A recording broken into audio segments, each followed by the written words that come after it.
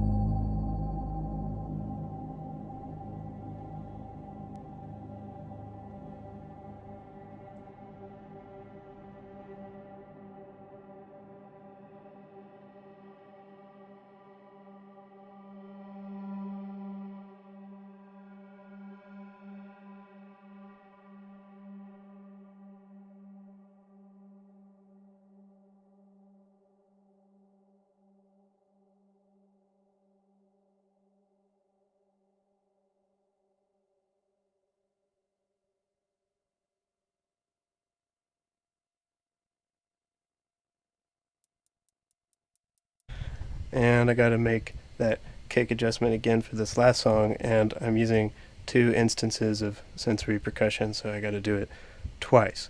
My apologies for the delay.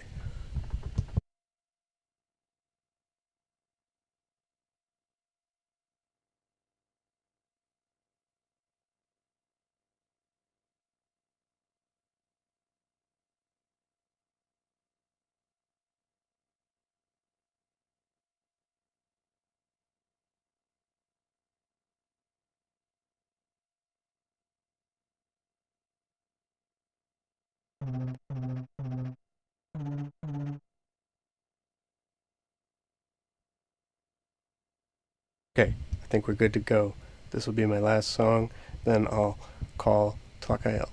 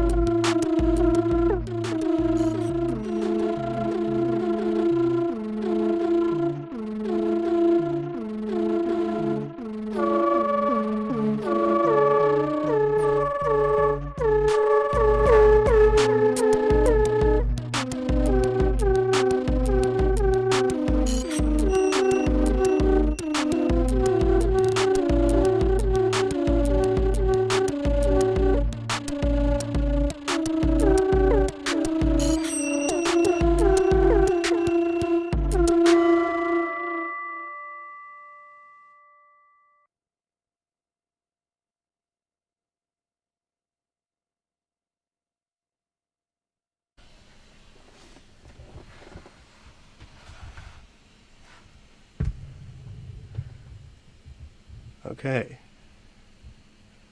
Time to FaceTime.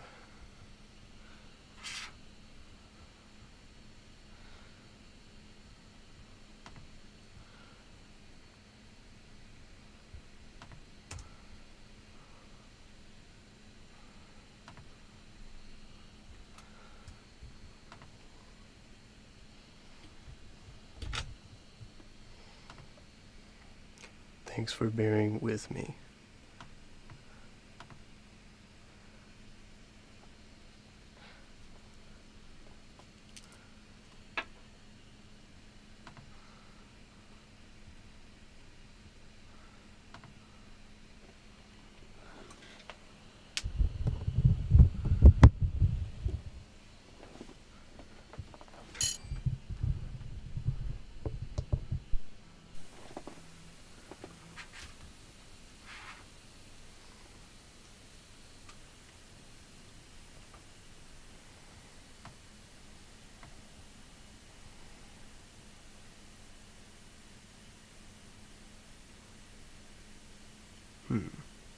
Uh-oh. Not available for FaceTime. Gonna try you again.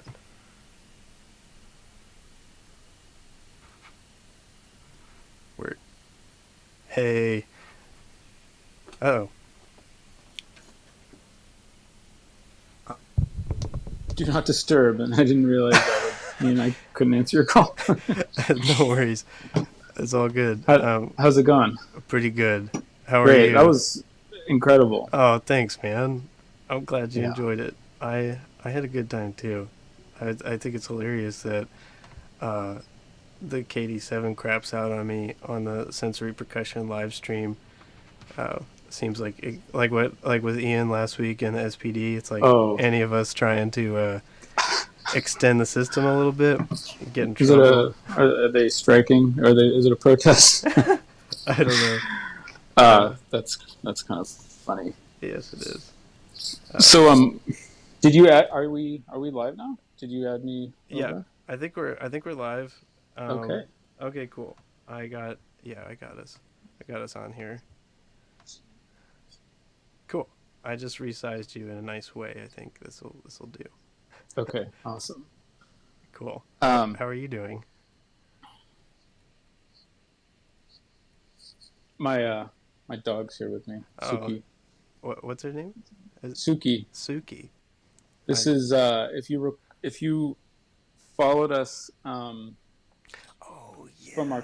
like before our Kickstarter, she was on our website, I remember that. I found. standing on the drum. Yeah, I mean, I wasn't cool enough to be in the crew at that point or anything, but I definitely found you guys and found those pictures. It was awesome. She's 15 now. Oh She's man, still going strong. that's awesome. She prefers to be held, or she barks. So, That makes sense.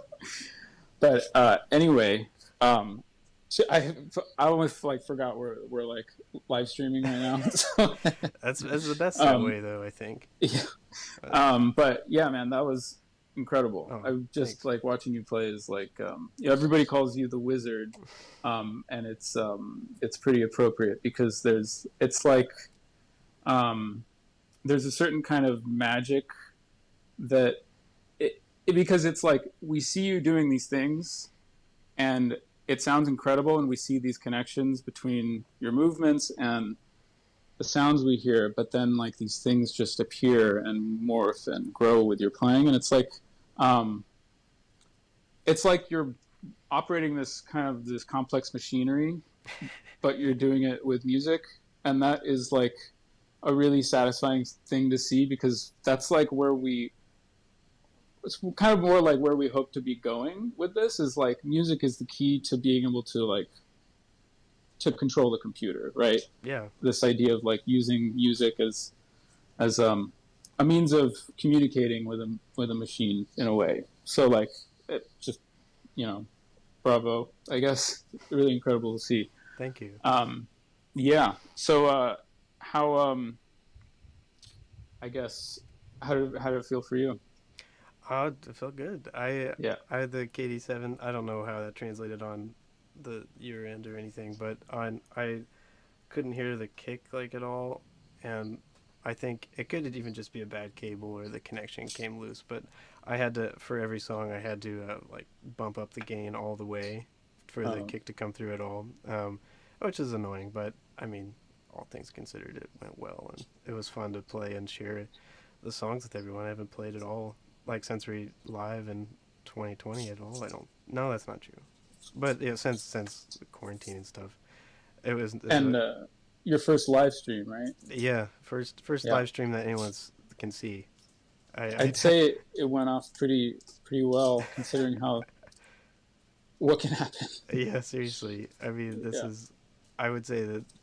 Uh, yeah, I've never felt more inspired to get a new computer, but Yeah. just because of the live streaming stuff. But I've never. But yeah, I think it went well. It was fun. It was interesting because I mean I've performed a lot, so I don't necessarily have nerves. But it was funny to be like, okay, I'm just gonna go in my closet and perform for people. So you're in a closet right now. Yeah, yeah. Nice. It's just what we have, and it works. I mean, I teach lessons and stuff, so it's helpful to have a space I can go that's like not going to be in my family's way or anything. Um, Yeah. so it works. It's not ideal, mainly because it's nice to have light, but I've heard it said that there's a inverse purport. There's like an inverse relationship between how cool a studio looks and how good it actually is. Like if it Mm. looks cool, like there's all these cool windows looking at like alpine mountains in Colorado or something, then they're probably not like doing it right. I don't It's know. not a sound first kind of space. Right, right. Yeah, that's I don't know if that's true at all, but I kind of like to hold that if I'm ever feeling um, frustrated with my space. So I guess let's get into it a little bit, Sure. on like, your playing and process. So I guess, unlike, Ian, who, I talked to last week, like I've known him forever, and we had very similar paths drumming, and very close.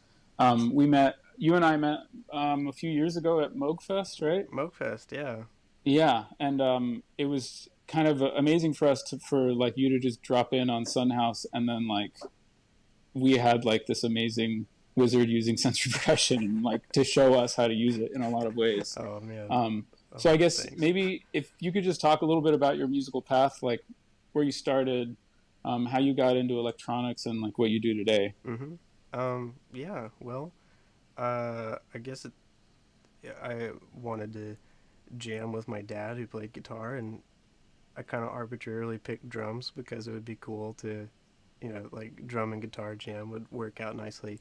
Um, I got pretty serious about it when I was in high school, and I realized I could play in a cover band instead of working at Taco Bell for gas money. And uh, I went to school for music, and then it just kind of has been a snowball ever since.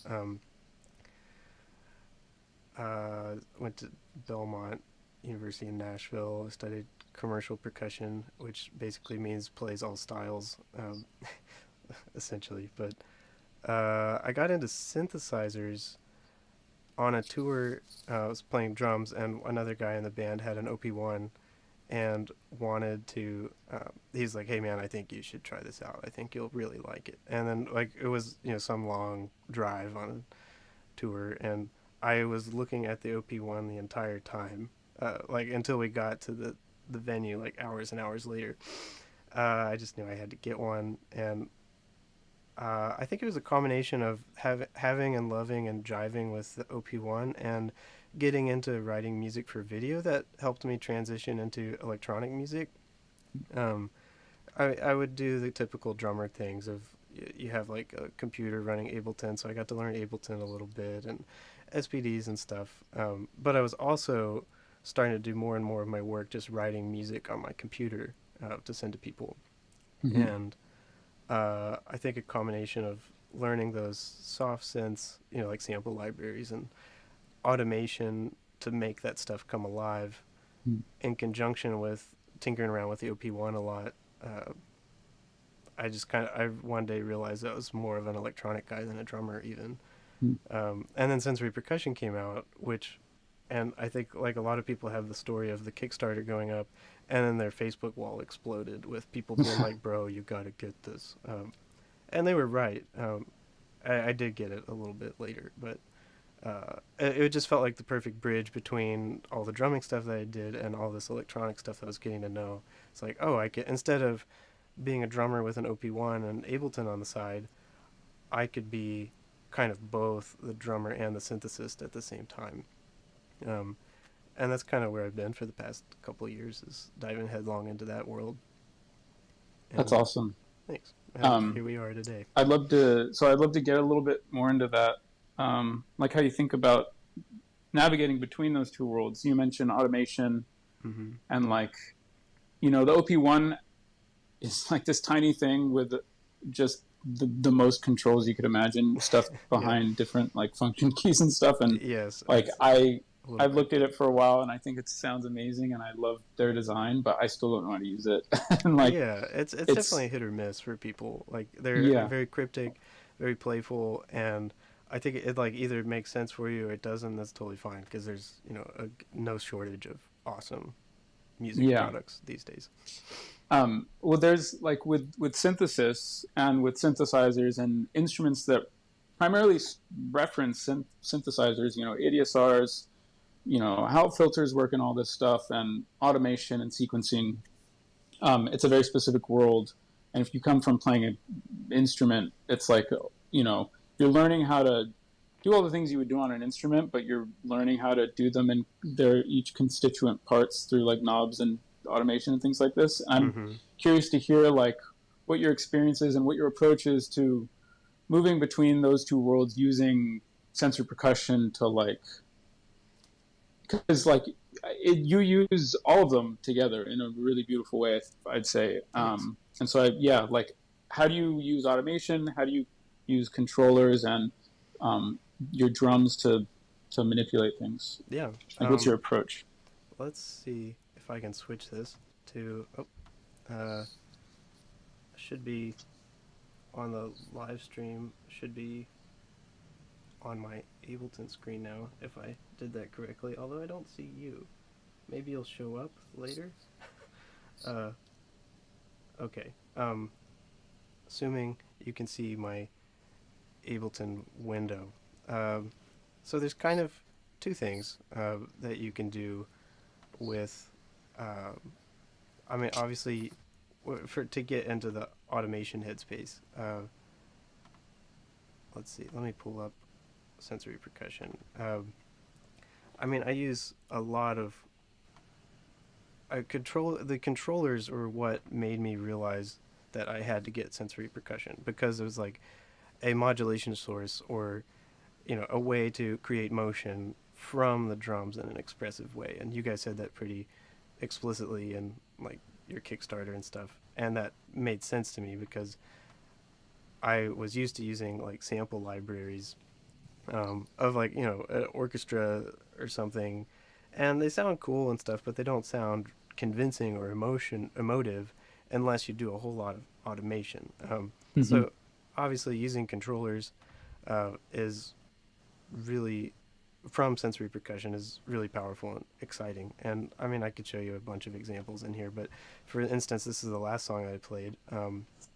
So, just for people who maybe don't know sense percussion well, how would you define controllers and like how you use them? Okay, controllers are a way of extracting some kind of expressivity from your playing.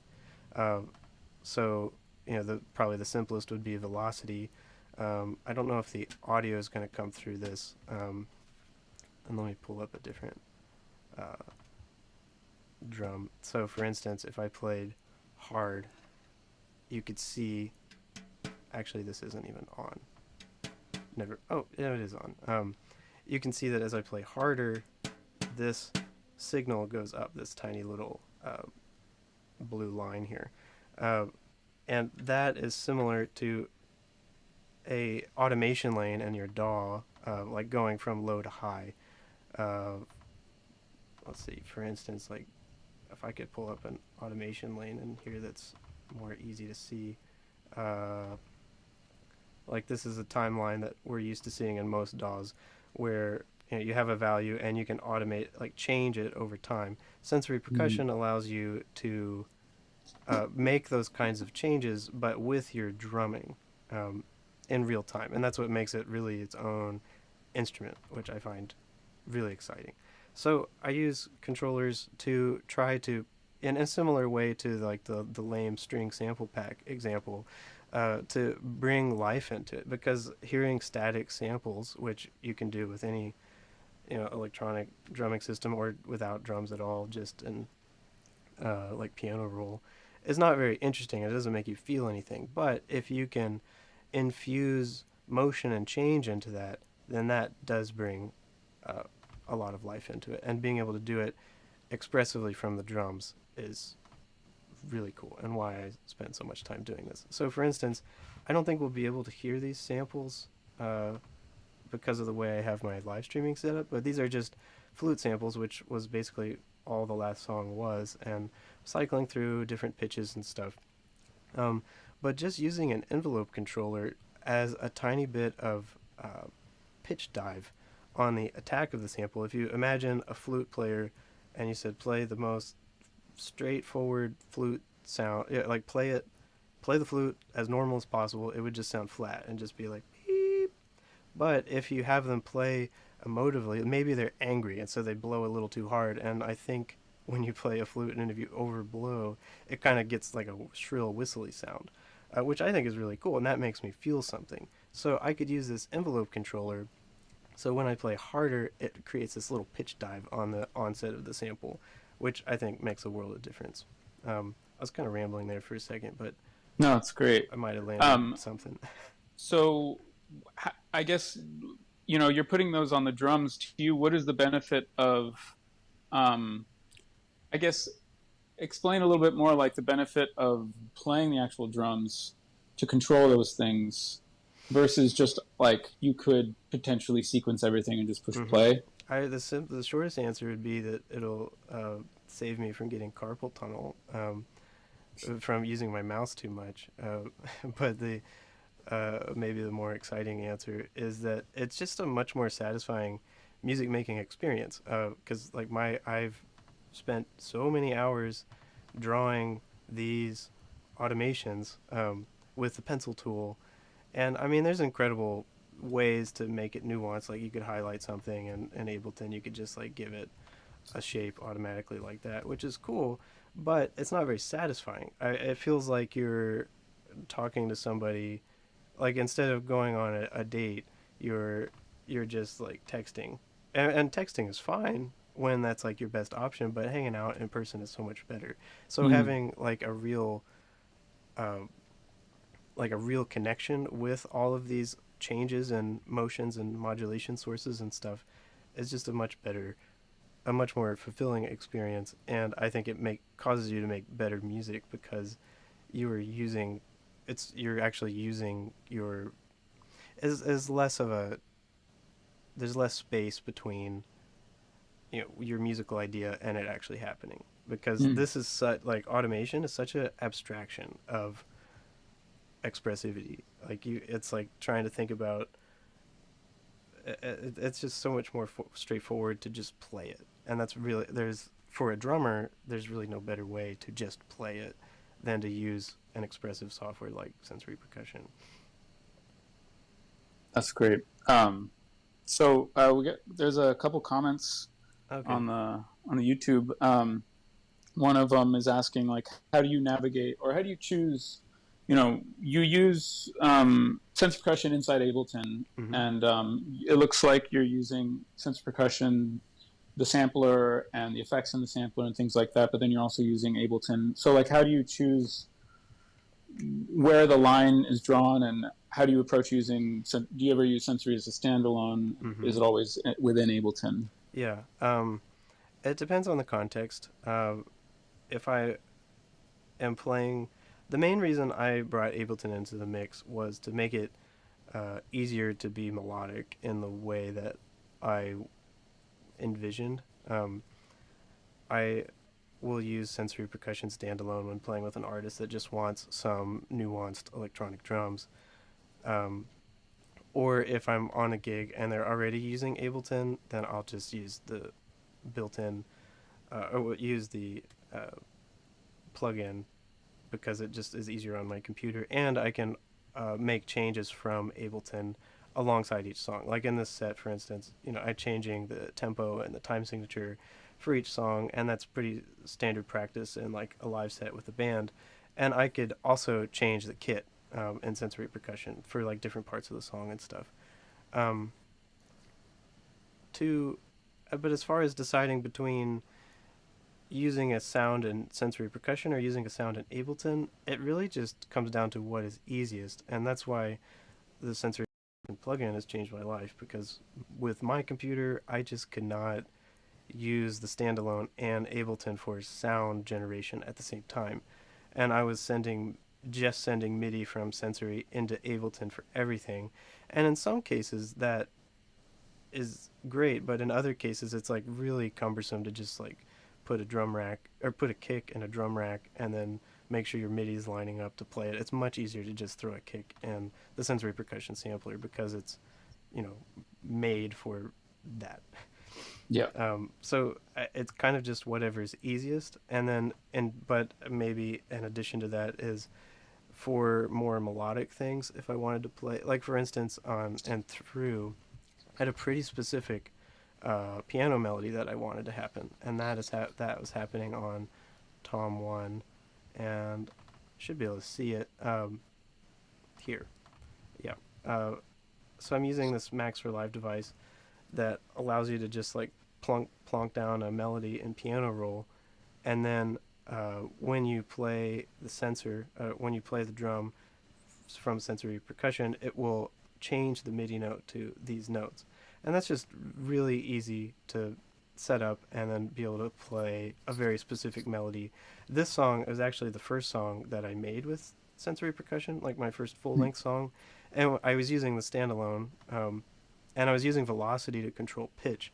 And this is the melody that came out, and I loved it. It was so cool, and it was. And then I went to play it live, and I was never able to play it again. Specifically that way, like I could get really close, um, but it just wasn't quite enough. And so I decided, you know what, I'm just going to leverage Ableton and Max to be able to get rid of this variable, and then I can use controllers to be expressive with timbre or spatial.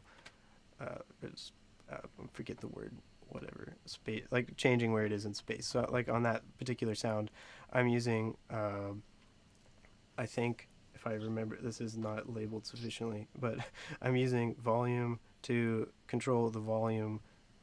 Sorry, velocity from sensory percussion to control the volume of the felt piano, uh, which is layered with another sample that I have. And then I'm using, I think, center to edge on that drum to control the panning between the two voices. So I'm still being expressive, but I'm using tools that are available to me to make some of the things that were just too hard to do easier. Right. So you're using um, like expressive drum sounds in sense percussion, and then in Ableton you're controlling melodies and stuff, and using sense percussion to send MIDI to then add expressivity on top of those more programmed elements. Exactly. Yeah. Yeah. And then I am really happy with this. So this Max device I mentioned is called MIDI Sample and Hold. I made it. It's on my website. Anyone can get it. I know a lot of people are using it, which is exciting for me. It makes it. I really like this approach because yes, this is a sequence like that I had up here. That is sequenced out, but none of these notes will actually happen unless I play the drum. So Mm-hmm. it's like more of a container, and I could skip a note. I could play this note twice. Like anything is possible. It just switches what note is available in time. So Right. I can still use the rhythmic element of drumming as an expressive source, but also use controllers from sensory percussion to control other things about the sound. That's cool. Yeah, it's fun. So there were a lot of comments about that last piece you played. Oh, okay. I think people were trying to figure out what you were doing there because the sounds would change so dramatically, and things that you would, your actions on the drums would they would be like these sharp drum sounds, and then it would be like this flurry of texture. And so how are you accomplishing some of that? Yeah. Well, with this, so this is. Let me close some stuff here so it's uh, more clear what's going on. So this that song is called Flutter, and this is the whole setup in this folder right here. I am using this song was an interesting one. It came about really fast. I was staying up late because had too many ideas and I didn't want to go to sleep. And I set up. I was so one thing I often do in those cases, I go through my samples and delete stuff that sucks. Because we all have a zillion samples, or a lot of us.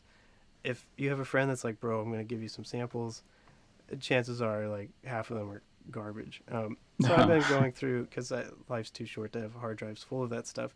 But I found these Flutter flute samples, which are, I don't know what the term is. Maybe it's like double tonguing. I don't know. But there's a really cool sound, and I set up this sequence of four different cycles on each drum. So this is one cycle. It's 9 samples long, and I changed the pitch of some of these, so they're not all like as they're labeled. And I did that on each drum, but each list is a different length. This one's 10, this one's 11, and this one's 12. And they're all set to advance to the next sample using this LFO, which is, I forget which one. It's one of these. Probably maybe that one. Yeah, it's probably that one. So this LFO is free running, and it's advancing all of these samplers in sync, and that way it creates this really long permutation of like different chords and stuff, which I was really happy with. It gets pretty crunchy at times. It was just a cool thing, That's awesome. happy accident. And I think to answer people's questions more, so this like that's the flute stuff. It's kind of free running, and then I can play the note like the samples that are selected at will. Um, but the drums are, I have I think like two different hi hat sounds on the toms, snare and kick, uh, and some other like metallic sounds on the rims. But what I did that might be helpful for people is that I put the drums on a separate instance of sensory percussion in Ableton, because you can just, it's just a VST, right? I think it's a VST. So you Hmm. can, yeah, you could just have several instances of it. And then this holds all my drums. So it's a separate audio output thing. I got rid of those for the live set. But anyway, I have audio from sensory percussion drums coming out of here, audio from sensory percussion flutes coming out of here, and this circles back to how to incorporate automation. So I automated a ton of stuff. The way I did this was the way I came to this was fairly organic, because I just set this thing up, I recorded it, and then I sort of mixed it. And by that I mean I threw a bunch of effects on it. You can see down here, I have this chain of filters and reverbs, and then compressed the heck out of it.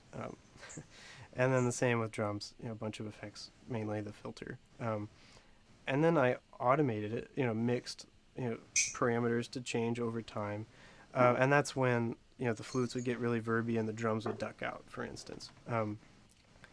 So this, like for instance, this is a reverb, and the dry wet is here. So at some point, it gets pretty reverby, and then it goes dry again, pretty reverby, and dies out. And then at the same time, if I remember correctly, the drums would probably dip down in the filter. Yeah, I mean, I think that's about the same time. So the drums would duck down, low pass, and the flutes would get verby. And so that in this case, I really like this automation. I'm not interacting with it at all, but it's just Hmm. this container that's going to change the sounds as I play for me. And then I find that a really satisfying approach, because then I can just kind of respond to what's happening. There's not any static elements that are going to happen on their own. I can just play through it and then respond to what happens. And then to live a little bit on the edge, I didn't also decided not to use a click for this, so I'm not actually playing. Yeah, it's not going to happen exactly the same every time, which I think makes it a lot more organic of a performance. And since I wasn't leaning on those other tricks that we were talking about earlier for like sequencing specific notes, I can just kind of go for it and then respond to whatever happens. That's awesome. So we could probably talk for a long time about your process in Ableton. I wanted to look at a couple other things in your setup and then talk about some other stuff. Sure. So could you tell us a bit about your drums and Yeah. like how do you ever, so you're obviously using mesh heads. Do you ever use acoustic heads, and those look like a certain specialty drum? Yeah. And and then also, like, a lot of your amazing Instagram videos are with modulars, and that's where my understanding drops off, because I really don't know what to do with those. So I'm really curious to hear a bit about what that experience is like. Yeah. It seems very synesthetic. Uh, Thanks. Okay, I'm gonna switch the camera and see, just to point at the drums for now. Okay, so you asked about the drums. I'm using these Reverie drums. Tim is a buddy of mine. He made them. He's a drum builder in North Carolina, and I was living there at the time, just down the road from him. And let's see, where's the logo on this thing? There you go. Upside down logo for the internet. Reverie drums. They're great. They're just like a piccolo. They're I don't know, 2.5 inches, and it's 14. Has a wood hoop. It's just really well made, and I wanted a setup since I was using mesh heads all the time. I think when I first got sensory percussion, I was using I got a Pearl Rhythm Traveler from on Craigslist from a guy in Beverly Hills, and which is awesome. I really enjoyed that. But those drums, they're fine, but I was having issues with mounting the sensors properly because it's helpful to have the sensor, kind of perpendicular like that.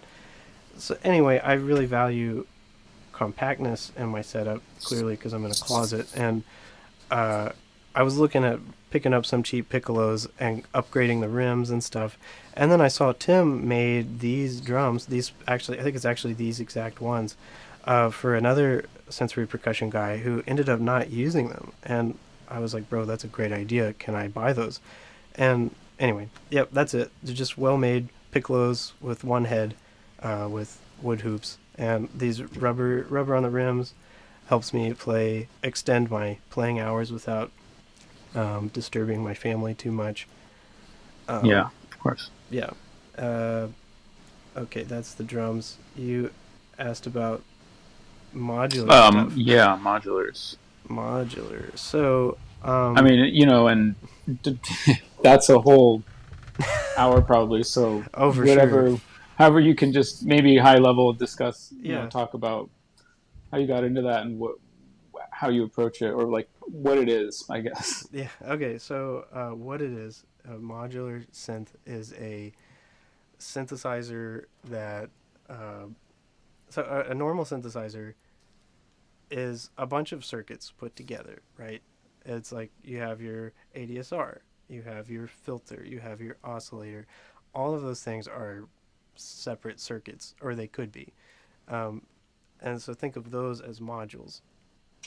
And a modular synth, instead of all of those circuits being put together and assembled for you under one hood, they're separate. So you can put together your own your own instrument by just piecing together all these different modules. Um, Mm-hmm. where that gets so I was living in Asheville at the time, which is a huge synth town for being such a small place. Uh, and so it was like inevitable that I would get into modular because I was already pretty into, like, this was the stage where I just gotten sensory percussion because I was like, oh, it's this bridge between the two worlds I exist in, drums and synths and electronic stuff.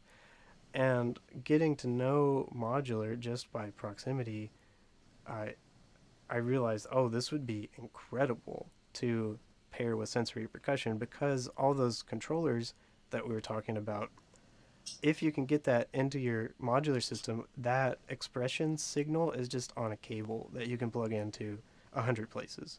And there's Hmm. just so many amazing possibilities to explore there. Um, so, I mean, I had a friend that let me borrow a bunch of modules, and it was just hopeless from there that I would dive into it. Yeah. uh, and I got a MIDI to CV converter, which allows you to take CCs, MIDI CCs, and convert them to voltage. So then it was pretty easy to set up something similar to what I'm doing here with Ableton and Sensory, but also sending MIDI out to the modular, and then I could create a patch to do whatever I wanted from there. I kind of have an interesting relationship with modular right now, mainly, well, specifically with sensory percussion because, and it's just a practical issue because I made 2 EPs using sensory Ableton and modular, which is really fun. It's super fun to perform with, and by that I mean it's risky, and people like that. I think people respond well to this crazy thing with a bunch of cables, and something goes wrong almost every time. And then it's because I was trying to turn a knob and I pulled a cable out because I have a stick in my hand as well, or something like that. That's just it's a exciting way to perform, but in order to put together a whole set utilizing voices and my modular system without having to repatch, because that is a huge red flag error zone. Especially if it's dark and you can't see, you don't want to have to repatch between songs. Mhm. Uh, I would have to create a patch that was so simple to be able to play all the songs that I wasn't actually doing anything that compelling with the modular. And I mean, Hmm. I tried to push that as much as I could, but it's just a realistic what's the word? Logistical. Lid- Uh, the barrier, it's just cost prohibitive to Mm. make a system elaborate enough that you could do some of the really special modular tricks. I mean, software is incredible. Like you could do so much in your computer if you dig in and have a powerful enough computer, uh, and are okay with the workflow. But in modular, it's mainly just the experience and the creative mindset you get from this tactile. Okay, even to make a simple voice, one oscillator going through a VCA, that's like three patch cables if you want a Hmm. melody. Um, and so if you're thinking in that tactile of a way, you have to go slow to set up anything meaningful. And you end up coming up with really cool results. But why I'm saying I have a weird relationship with it now is because of all of that and how I was trying to incorporate it in with sensory percussion. I didn't get to do any of the exciting stuff that wouldn't be easy. So everything I was doing with the modular is not too hard to do in the computer. So I decided for this EP, I would just make it in the box. Mm. And it makes it a lot easier, logistically, to just show up with my laptop and my three 14-inch piccolos and the KD7, which I may not keep now, and um, just be able to play music consistently. And So, so for you, it's like a problem with writing something in the studio, but the requirement being that you can still perform it live. yeah, and I think I'm gonna move. I mean, even in Glacial, I used the modular to make a lot of sounds, and then I would Hmm. just sample it out. Um, and that's just so much easier to do. And while it's cool to do it live, in this kind of purist sense, is fun and people like it, but is it really necessary? And I felt weird not, basically just using a couple voices that would be easy to make in Ableton and a Right. couple effects that would be not too hard to do in Ableton too. There's some amazing, like there are some things that you can that are just much easier to do in the analog domain, like audio rate processing, Mm. for instance. I think, I mean, you probably know more than you definitely know more than I do about this, but I would assume that most parameters in software have some kind of smoothing to prevent like discontinuity and stuff. Hmm. Um, if you're trying to modulate a knob at 440 hertz, with a square wave, that's definitely going to be discontinuous, which is a great sound in analog, Hmm. but it sounds horrendous in a computer. Right. Yeah. uh, Yeah. but so it's trying to circle back. I wasn't able to do enough of those specific things in modular that made it feel justified. And I'm sure I'll circle back to it more because it is fun to perform with. But if I'm just playing, most of the live shows I've done have just been like one-offs, and it's very another logistical issue to go like set up the patch that has like easily 50 cables, and then uh, I'm like, oh, I had to tear out this thing I was doing for a session. Uh, Right. I guess I'll have to take a bunch of pictures and it'll take me an hour to put it back Yeah. together. So it's Yeah. a really fun That's a tool. different that's a different world. Um, so talk a little bit more about your EP. It just came out recently, right? Hmm. Yeah. Yeah. It's It's beautiful, by the way. It's thank you. I actually listen to it pretty often. Actually, Oh, it's thanks. yeah. I'm glad to hear that. Um, yeah. It kind of came out. I guess the inspiration was trying to simplify. I mean, that modular stuff we just talked about was actually a big part of it, and in conjunction with the sensory percussion plugin coming out, I felt inspired to make something that wasn't trying to push the boundaries as much. It's kind of my nature to take, and it's also just like maybe conditioning from the type of people I worked with and I work with in my career. People like to push the boundaries and like see how much you could possibly do to make a performance where everyone has a zillion jobs. Hmm. Like that kind of mindset. And so I definitely brought that into sensory percussion, and that's why I was like, oh, I should learn sensory percussion, and I should definitely use the modular, like these two mythical things that, you know, it's ridiculous. But it was. I mean, I'm glad I did that. But I wanted to like take a step back and just make music that I actually liked, I like the other stuff too, but make something that I liked just because I wanted to make it, and not use the medium as like make too much of a point about it. Mm-hmm. Um, because it, like with modular, there's definitely modular music out there that's clearly made for people that are into modular to listen to. And if you didn't know how it was made, you'd be like, "What am I listening? What is this?" And Yeah.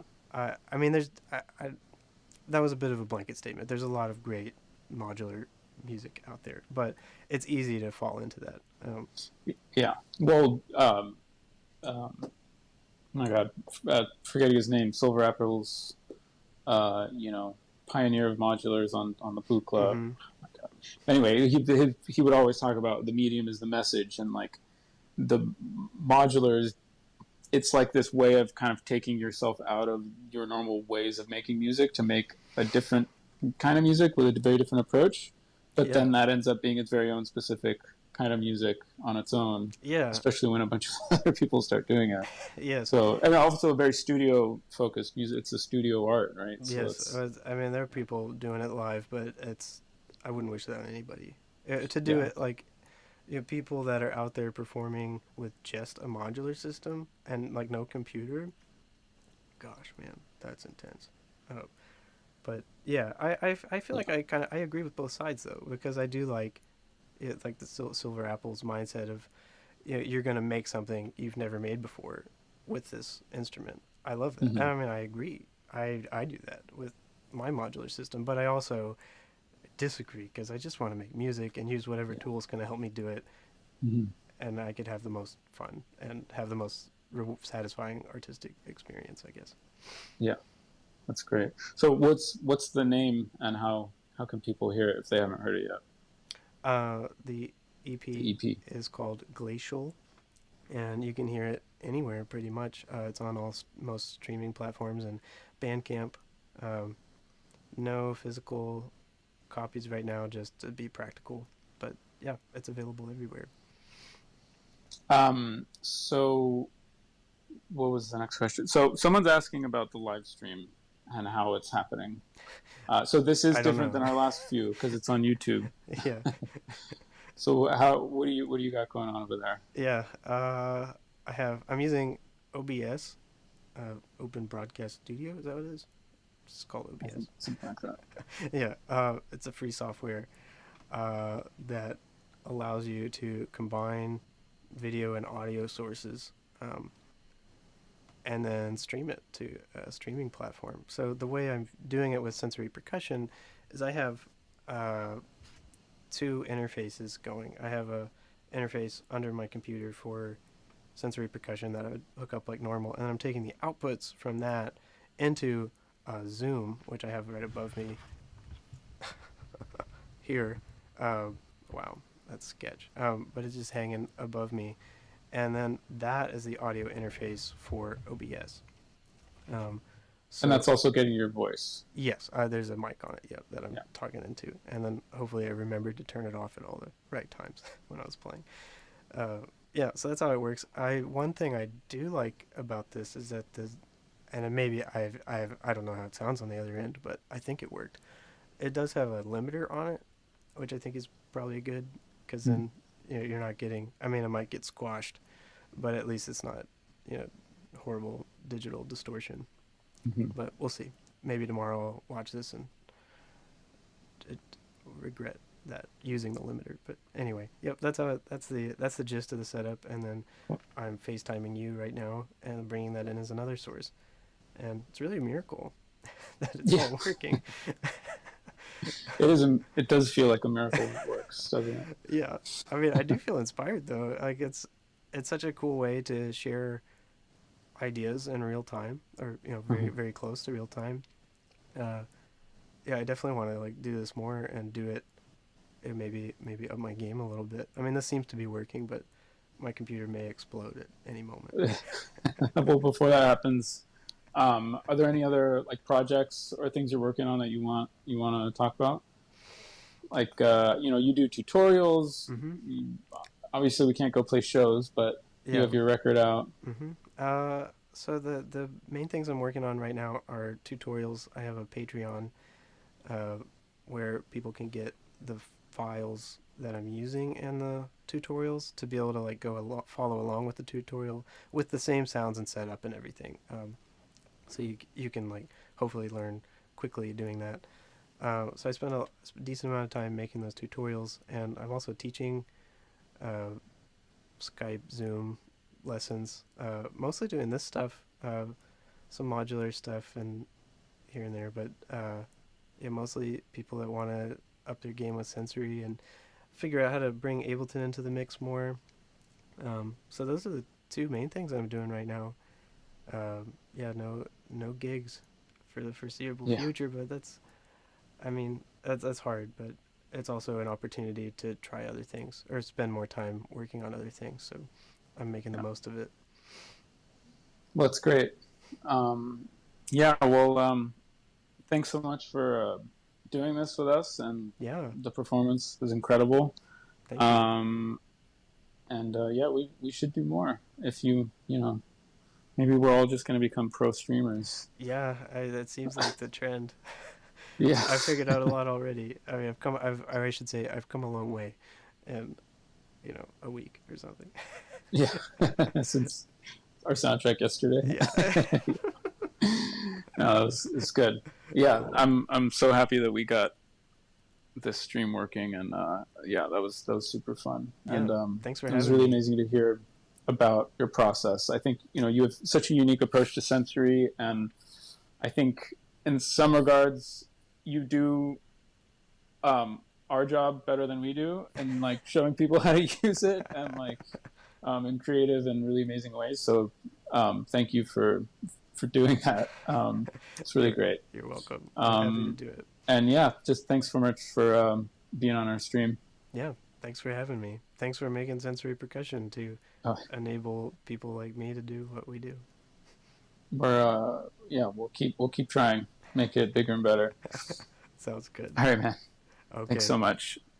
Um, oh, so I'm supposed to, before you hang up on me, uh, plug that we have a lot more streams coming, more artists. We're going to be maybe doing more on YouTube because it seems kind of nice to be able to save the video. And so follow us on Instagram, sign up for our mailing list, and keep an eye on our stream schedule. We have some amazing artists coming up. All right. I look forward Thanks to a lot, that. Mason. No Talk to you problem. later. Bye. See you.